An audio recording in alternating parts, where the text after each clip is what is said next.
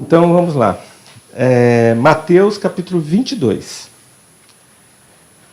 Então Jesus, tomando a palavra, tornou a falar-lhes em parábolas, dizendo: O reino dos céus é semelhante a um certo rei que celebrou as bodas de seu filho e enviou os seus servos a chamar os convidados para as bodas, e estes não quiseram vir.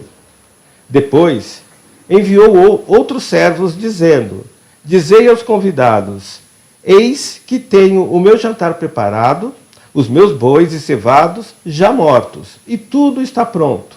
Vinde às bodas.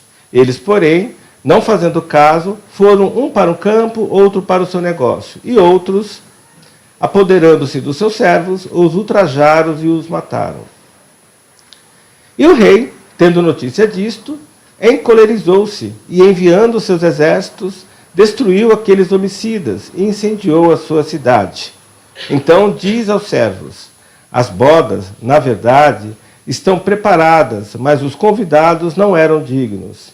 E depois, as saídas do caminho, e convidai para as bodas a todos os que encontrardes. E os servos, saindo pelos caminhos, ajuntaram todos quantos encontraram, tanto os maus como os bons.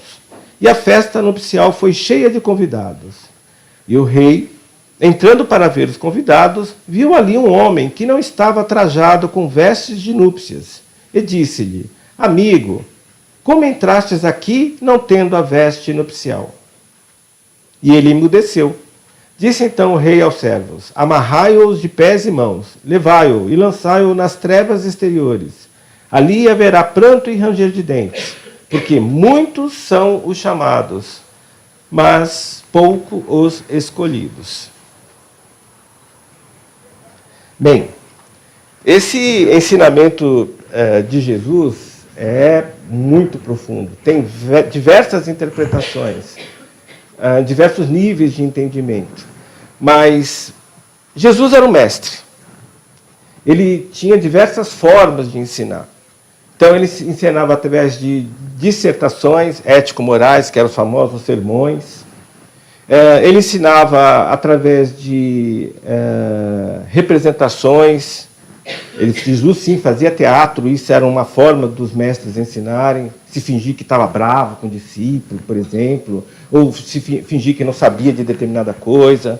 Jesus ensinava através de perguntas e respostas. Jesus ensinava através de vivências. Enfim, existiam, uma lista enorme de técnicas que Jesus utilizava para ensinar. E uma das técnicas que ele utilizava para ensinar, porque é muito poderosa, porque atinge diversos níveis de compreensão, são as parábolas. As parábolas é uma técnica grega de ensino, de retórica. Ou seja, Jesus não foi o primeiro a fazer parábolas. Se a gente procurar no Antigo Testamento, a gente vai ver várias parábolas feitas por profetas, por sacerdotes. Jesus fez uso de uma técnica de ensino. Não confundir, por exemplo, parábolas com fábulas, com apólogos, que é um outro gênero de histórias, porque parábola é uma história. E Jesus é um grande contador de história. E através de parábolas, ele procurava atingir toda a população, desde o mais humilde, porque a parábola é justamente isso, pegar fatos cotidianos da vida rural, da vida familiar, da vida em sociedade, e extrair dessas ocorrências ensinamentos que pudessem ser utilizados por todos. Nessa parábola, Jesus fala de bodas, que é um casamento judeu. E que o rei pediu para convidar por várias vezes os nobres da região e todos deram desculpas para não ir no casamento do filho do rei. Alguns chegaram até a matar os servos que foram fazer o convite. Então, o rei mandou convidar todo mundo que pudesse para ir à festa do filho de casamento. E os servos fizeram isso. No dia da festa, estava repleta de convidados. O rei, ao entrar à festa, viu um dos convidados que não estava vestido adequadamente para a festa.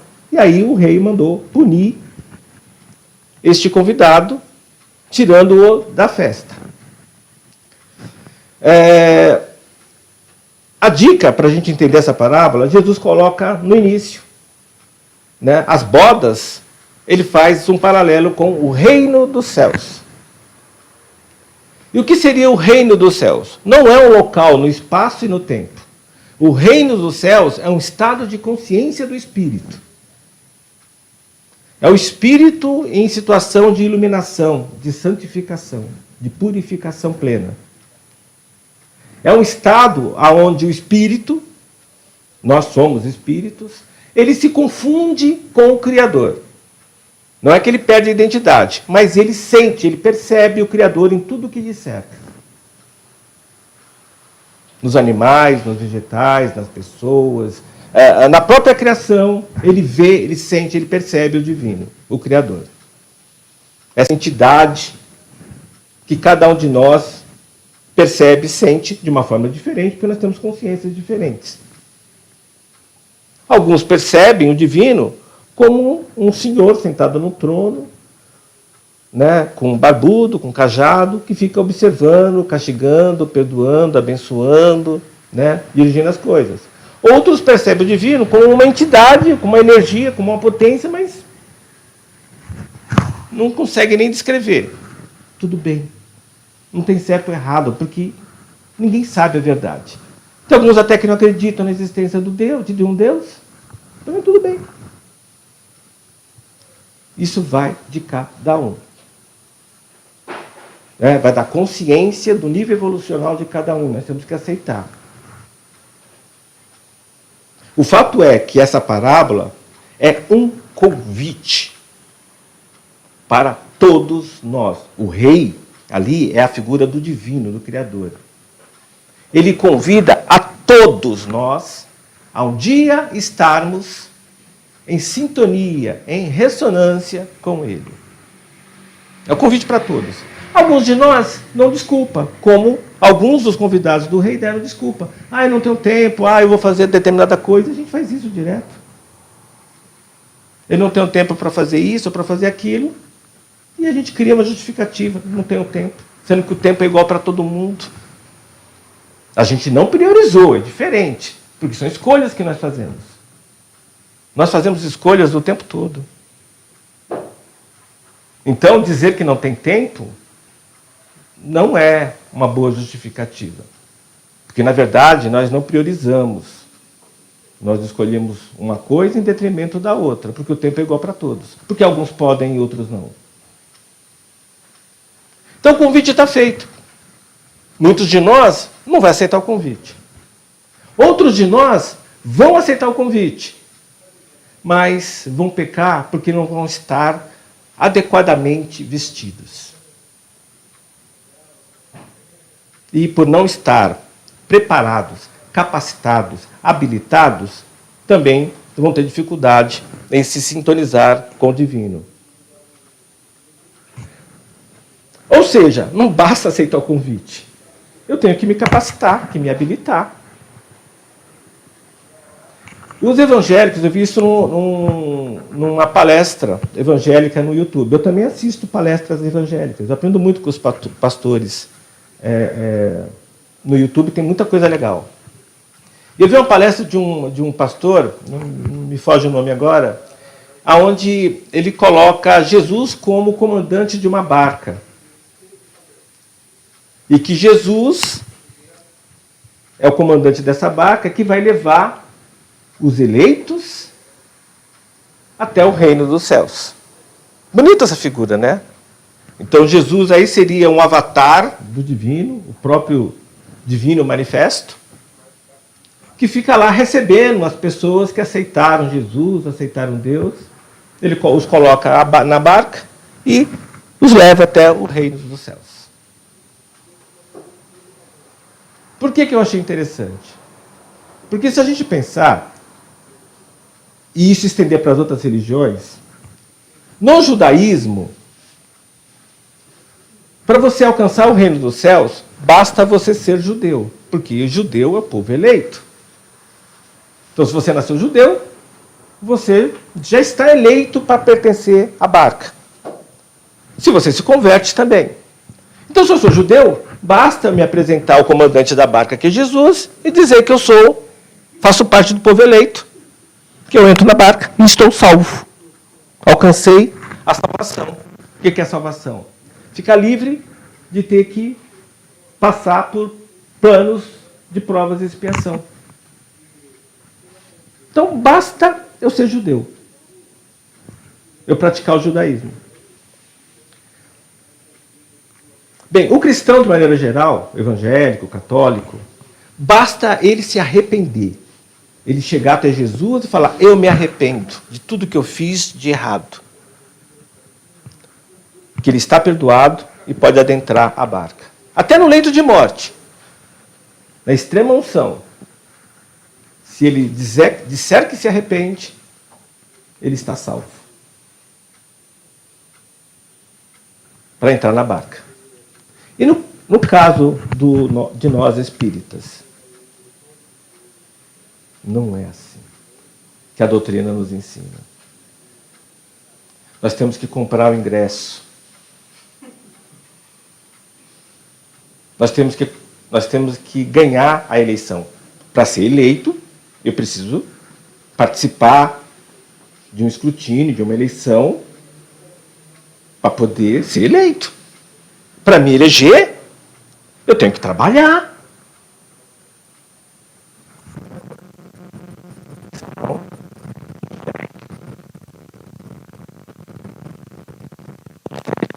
Todos nós somos convidados. Alguns não têm tempo. Quer viver a vida pelo prazer, no prazer. Quer aproveitar o momento na matéria que ele está consciente e vive pelo prazer. Comer, beber, dormir, buscar o prazer, no outro dia repetir tudo isso de novo. Os animais fazem isso. Os espíritos que estão experimentando o reino animal fazem isso. Né? Eles vivem para comer, beber, dormir, procriar, para outro dia fazer isso de novo. Sobreviver para outro dia fazer isso de novo. Se nós, espíritos encarnados como homens, que temos consciência de nós mesmos, que temos nosso livre-arbítrio, vivemos para comer, beber, procriar, procurar prazer, dormir, para outro dia fazer isso tudo de novo, nós, apesar do nosso livre-arbítrio, da nossa consciência, estamos vivendo de forma parecida aos animais. Nós temos que ter a consciência que sim, nós podemos buscar o prazer, mas esse não é o fim da vida na matéria. Esse é o meio para a gente buscar a felicidade. Porque como diz o livro dos Espíritos, a felicidade plena não é do mundo material. Nós podemos e devemos procurar ser o mais felizes que pudermos ser na matéria, mas com responsabilidade. Que adianta eu ser feliz aqui e me prejudicar a minha evolução nos outros planos existenciais? Então, eu tenho que procurar ser feliz aqui, mas com responsabilidade, porque o objetivo é me refinar, é me santificar, é me iluminar, para um dia conseguir estar em sintonia com o Criador, alcançar o reino dos céus. Então nós, do Espiritismo, que acreditamos na doutrina, nos preceitos, nos princípios, melhor dizendo, da nossa doutrina, que não é dogmática, nós temos princípios, não dogmas, então a gente pode discutir, questionar tudo, né? Nós temos que comprar o bilhete de entrar na barca que nos leva aos céus. Nós temos que nos eleger, nós temos que nos capacitar, nós temos que nos habilitar. Uma vez habilitados, capacitados, aí nós estamos prontos para embarcar e ir ao reino dos céus. E como que eu faço isso? Como que eu faço isso? Como que eu me habilito? Como eu capacito? Buscando consciência. O que seria buscar consciência? Consciência é uma expressão do conhecimento. Quanto mais eu conheço, mais consciência eu tenho. Então, quando a gente é criança, a gente tem uma consciência do universo que nos cerca, limitada pelo que a gente conhece, pelo que a gente sabe. Quando eu sou adolescente, eu tenho uma consciência maior do que a de uma criança, ou seja, meu universo é maior, porque eu conheço mais coisas, eu sei mais coisas, eu experimentei mais coisas, eu tenho mais vivências. Quando eu sou um adulto, o meu universo é maior ainda, porque eu vivi mais, experimentei mais, conheci mais, aprendi mais. E assim por diante. Ou seja, cada um de nós aqui tem um universo que nos cerca, diferente do outro, que depende da nossa consciência. E a nossa consciência depende do nosso conhecimento, da nossa capacidade de perceber o mundo que nos cerca. Então podem colocar um quadro aqui, e cada um de nós olhar para aquele quadro e ter percepções, sentimentos, definições diferentes, de acordo com o grau de consciência, de conhecimento de que cada um tem. Pode colocar aqui uma música clássica, cada um vai sentir, perceber essa música clássica de uma forma diferente. Pode colocar aqui um chinês falando mandarim, colocando uma mensagem importantíssima para todos nós, e só vai conseguir entender a mensagem aquele que conhece mandarim. Depende da consciência que cada um de nós tem. Então o que nós temos que procurar? Conhecimento. Buscar conhecimento. E como eu busco conhecimento? Lendo, fazendo cursos, vendo vídeos. Sim, mas isso é informação. Eu tenho que refletir, pensar sobre isso. Porque isso é que vira conhecimento. Fazer faculdades, pós, ler livros, ver vídeos. Isso é informação que eu estou acumulando em mim. Quando eu processo essa informação, refletindo, pensando, questionando, isso vira conhecimento. E é este conhecimento que me dá uma consciência maior. E quanto maior a consciência, mais próximo do divino eu estou.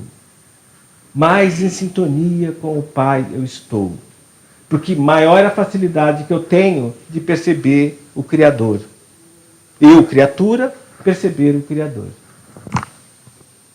Então, primeira coisa, buscar uma maior consciência.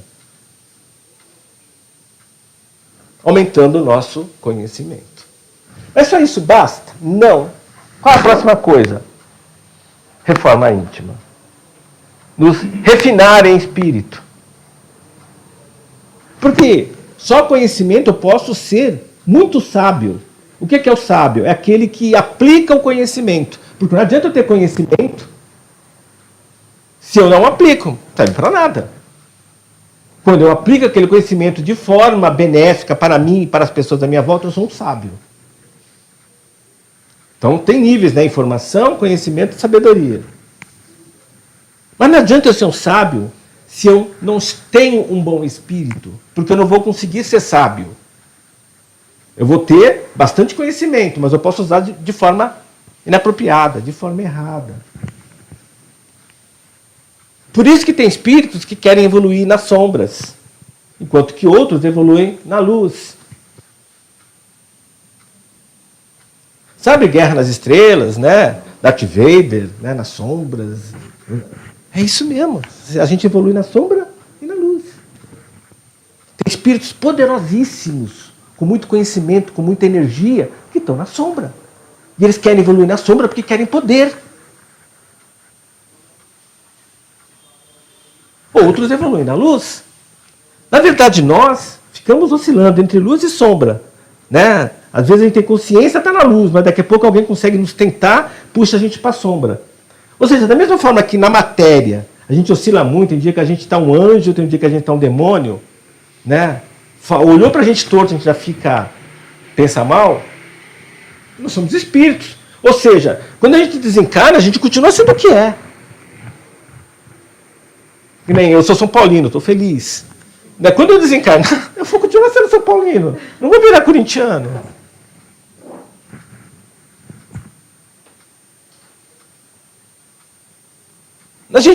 Alguns acham que quando desencarna a pessoa, o espírito, a consciência, ela é outra. Não. Quando a gente desencarna, a primeira lembrança nossa é exatamente como a gente está agora, do desencarne. Que é o que a gente lembra. Então a gente plasma no astral o corpo que a gente tem hoje. Se a gente fez a passagem com 20 anos, o corpo é de 20 anos. Se a gente fez com 40, corpo de 40. Se for de 60, corpo de 60. À medida que o tempo vai passando no astral, e a gente vai tomando consciência, e a gente vai lembrando, né, dos nossos outros corpos, a gente vai plasmando com a energia do astral. Aí eu gostava quando eu era mais jovem, quando eu tinha cabelo. Aí eu pego, me plasmo, né, o Luiz com cabelo, aos 20 anos, bonitinho. Mas quando desencarnar, eu vou me lembrar assim, eu vou aparecer assim. E à medida que o tempo for passando, que eu vou lembrando, eu posso, de repente, me materializar como uma mulher. Porque é uma vida que eu vivi, que eu gostava muito daquele corpo, daquela forma. Eu me apresento como mulher. O espírito não tem sexo. É uma consciência em evolução. E assim por diante. Então eu preciso, depois de ganhar consciência, para aplicar isso bem, ser sábio, me refinar em espírito. E o que é isso? Vem purificar. O que é isso? Remover as cascas egóicas que estão no meu corpo físico, que impedem o divino que está aqui dentro de se manifestar de forma plena. De vez em quando, o divino acha uma brechinha e brilha. Quando a gente doa o tempo para alguém, quando a gente faz uma conversa amiga, quando a gente faz um ato de caridade, quando a gente faz alguma coisa, né? O divino brilha, mas ele não brilha o tempo todo. A gente iluminar-se é isso. Purificar-se, santificar-se aqui no Ocidente é isso. O divino brilha o tempo todo através de nós, porque nós estamos iluminados. A iluminação vem de dentro para fora, não de fora para dentro. E a gente tem que se iluminar, não é para a nossa glória. Nós temos que se iluminar para sermos bons instrumentos do divino, porque é o divino que está nos iluminando. E como eu faço isso? Né? Procurando ser bom. O que é ser bom de verdade? É pensar e sentir coisas boas o tempo todo, mesmo sozinho, mesmo em quatro paredes, mesmo em pensamento e sentimento. O tempo todo só pensamos coisas boas, sentimentos bons. Ser bom de verdade. Não fazer de conta que é bom. A gente representa muito. No trabalho, em casa, com os companheiros, com irmãos. Nós representamos o tal de politicamente correto. Nós temos que ser bom de verdade. Amar o próximo de verdade. Não fingir que ama, que gosta. Jesus pediu que nós amássemos, não gostar. Né? Tem conceitos diferentes aí que eu não vou entrar em detalhe agora. Eu posso não gostar do meu chefe, mas eu tenho que amá-lo. E amando, eu o respeito, né, como irmão que ele é, que tem a mesma origem. É um espírito em evolução como eu sou. Tem lá os seus defeitos como eu também tenho. Então, primeiro, ganhar conhecimento. Segundo, buscar a reforma íntima, purificação do espírito para o nosso eu brilhar o tempo todo. E por último, terceiro, né, se conectar com o Pai através de preces, através de orações. Quanto mais eu converso com a boa espiritualidade, com o Criador, mais próximo, mais íntimo dele eu fico. Da mesma forma, quanto mais eu converso com uma pessoa, mais íntimo dela eu fico, mais dela eu conheço, mais ela me conhece. A ponto de uma mãe perceber que o filho não está legal, a ponto de um casal de namorados perceber o que um quer, o que o outro não quer. Às vezes só no olhar, ou só no estar próximo, o estado de espírito está triste, está... Enfim. Oração é ação de orar. Orar é uma palavra latina, orare. Ação de orar, de conversar. Bom orador, bom conversador. Prece é um tipo de oração. Então, quanto mais nós fazemos prece, nós oramos, mais íntimos a gente fica dos nossos mentores, dos nossos espíritos amigos, do nosso divino. Mais em sintonia a gente fica. E a transferência de energia, de sentimentos, de pensamento, se dá em ressonância. O que é ressonância? Mesma energia. Então, resumindo, Para eu conseguir comprar o ingresso do barco e entrar e ir para o reino dos céus, eu preciso me habilitar, me capacitar. Então, cuidado com aquela frase, né? Que Deus escolhe os capacitados. Aliás, Deus não escolhe os capacitados, Ele capacita, né, os eleitos. Porque muita gente, essa frase nem está na Bíblia, gente. Isso é alguns falam, alguns evangélicos. Isso nem está na Bíblia. Né? Aí alguns, mas Deus capacita os eleitos. Então, né, basta eu ir na missa, eu ir na igreja, enfim, na doutrina que eu estou eleito. Então eu vou estar capacitado. Não, eu tenho que fazer a minha parte, igual a oração, eu tenho que fazer a minha parte. Então eu preciso, para mim entrar na barca, aumentar minha consciência, me reformar internamente e me sintonizar com o Criador. Para me capacitar, para me habilitar para entrar no barco. Porque senão eu não vou estar com a veste correta. E o rei vai me mandar tirar da festa, tirar do reino dos céus, porque eu não estou habilitado, eu não estou capacitado. Perfeito?